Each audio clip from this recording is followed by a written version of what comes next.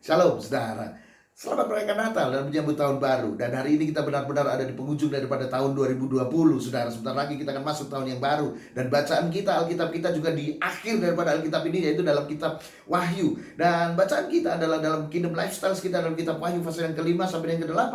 Kitab Wahyu berbicara tentang kondisi akhir zaman. Jadi kalau saudara mau tahu apa yang akan terjadi besok-besok ini di tahun-tahun ke depan, baca kitab Wahyu. Dan kitab Wahyu juga berbicara tentang kedatangan Tuhan kali yang kedua. Yesus lahir dan kemudian Yesus disalibkan, dia mati, dia dibangkitkan, dia naik ke sorga, dan pada waktunya dia akan datang lagi untuk kali yang kedua. Untuk apa? Menjemput umatnya yang pertama. Kemudian yang kedua untuk apa? Menghakimi dunia ini. Mungkin ada di antara saudara berkata, Tuhan mau datang. Sejak kecil saya sudah mendengar bahwa Tuhan akan datang. Tetapi sampai hari ini, sampai saya sudah tua, sudah punya anak, sudah punya cucu, Tuhan juga belum datang.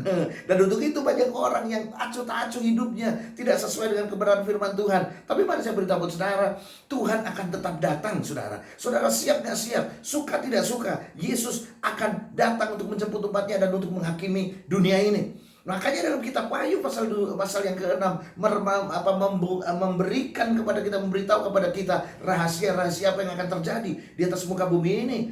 Makanya di situ ditulis apa? Wahyu pasal 6 bicara tentang gulungan kitab. Gulungan kitab itu berbicara tentang apa? Rahasia Tuhan. Di mana di dalam gulungan kitab itu berisi pernyataan dari apa yang Tuhan sudah tetapkan untuk nasib akhir zaman daripada dunia ini. Wahyu pasal 6 ayat yang ke-6 berbicara tentang bahwa nanti di depan kita damai sejahtera tidak ada lagi di bumi. Karena orang akan saling mencurigai, orang saling membenci, tidak ada kasih di situ. Kemudian ayat 7 akan terjadi kesulitan ekonomi. Kalau ini saya sampaikan tidak menakut-nakuti saudara, tapi bersiap-siaplah saudara untuk kesulitan ekonomi di depan. Sebab kita mencatat bahwa secupak gandum seharga sedinar dan 3 cupak jelai seharga sedinar. 1 cupak itu ukurannya adalah 1 genggaman ukuran orang dewasa saudara. Dan 1 dinar itu adalah upah bekerja orang seharian penuh. Bayangkan upah orang seharian penuh cuma dapat secupak gandum atau secupak beras. Itu gak cukup, untuk makan sendiri aja gak cukup. Apalagi untuk menghidupi keluarga saudara. Begitu mengerikannya kelaparan yang terjadi. Kemudian ayat yang ke-8 berbicara di depan kita adalah apa? 1/4 orang di bumi ini akan mati oleh karena pedang. Saya berani berkata pedang ini bisa berbicara tentang peperangan saudara. Ini dia. Dan dengan kelaparan dan sampar. Ada banyak orang yang mati kelaparan dan ada banyak penyakit sampar. Hari ini ada virus COVID-19 yang sudah bermutasi dan lain sebagainya. Akan ada hal yang lebih mengerikan di depan saudara. Ini dia. Untuk itu maka saudara harus bersiap-siap. Untuk itu saudara mempersiapkan diri saudara. Mungkin ini berita yang mengerikan di akhir zaman.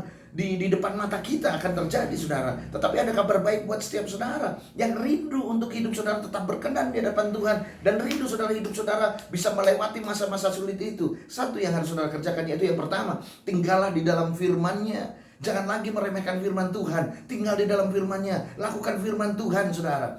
Tahun ini gereja kita, gereja Bethany Hope Denpasar di Bali ini, resolusi tahun depan adalah the year of God's word. Jadi artinya tahun firman Tuhan di depan kita. Setiap orang yang melakukan firman, melekat pada firman, dan mempelajari firman dan mengerti firman, maka dia adalah orang-orang yang bisa melewati masa-masa sulit. Mereka adalah orang-orang yang berkemenangan saudara. Untuk itu tetap melekat pada firman Tuhan dan melakukan firman Tuhan. Dan kemudian yang kedua yang saudara lakukan adalah apa? Tekun berdoa saudara. Ini dia, tekun berdoa. Saya bacakan dari pasal yang ke-8 ayat yang ketiga dari kitab Wahyu.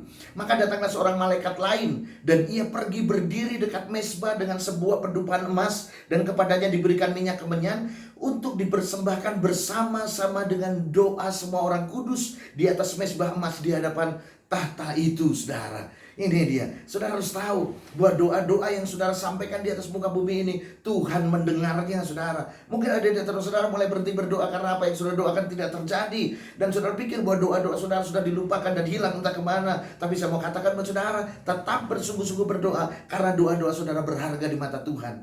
Bagaimana saya tahu doa saudara berharga di mata Tuhan? Baca. Tadi yang kita baca ayat ketiga. Mari kita baca ayat sebelumnya, ayat yang pertama. Dan ketika anak domba itu membuka meterai yang ke-7, maka sunyi senyaplah di sorga kira-kira setengah jam lamanya. Sunyi senyap di sorga setengah jam. Saya beritahu saudara, di sorga tidak pernah sunyi. Hiruk pikuk penuh dengan penyembahan pujian kepada Allah Bapa. Tetapi hari itu sunyi. Karena apa? Karena doa-doa orang kudus sedang dikumpulkan saudara. Ini dia. Itu artinya apa?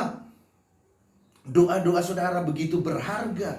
Makanya tetap sungguh-sungguh berdoa, karena doa-doa saudara apa? Berharga di hadapan Tuhan, saudara. Dan kemudian di pasal yang ke-7 ayat ke-17, saya bacakan buat saudara. Sebab anak domba yang di tengah-tengah tahta itu akan menggembalakan mereka dan akan menuntun mereka ke mata air kehidupan, dan Allah akan menghapus segala air mata dari mata mereka. Ini dia. Dari mata siapa? Dari mata umatnya. Dia akan menghapus air mata sekali untuk selamanya. Makanya hari ini mulai hidup sesuai dengan firman Tuhan dan terus berdoa. Jangan sampai nanti saudara di sorga berhadapan dengan Tuhan, saudara menyesal di sorga karena saudara ada banyak orang-orang yang menyerah sebelum waktunya, padahal Tuhan sudah begitu dekat akan menolong dia. Banyak orang-orang yang tidak maksimal dalam hidupnya, maka dia menyesal, dan hari itu Tuhan menghapus air matanya. Dan hari ini kalau di sorga menghapus air mata umatnya, hari ini pun Tuhan juga sanggup menghapus air mata saudara dan menggantikannya dengan sukacita. Akhir zaman ada di depan saudara, bersiap-siaplah saudara. Kingdom Lifestyle hari ini, Tuhan Yesus berkati saudara.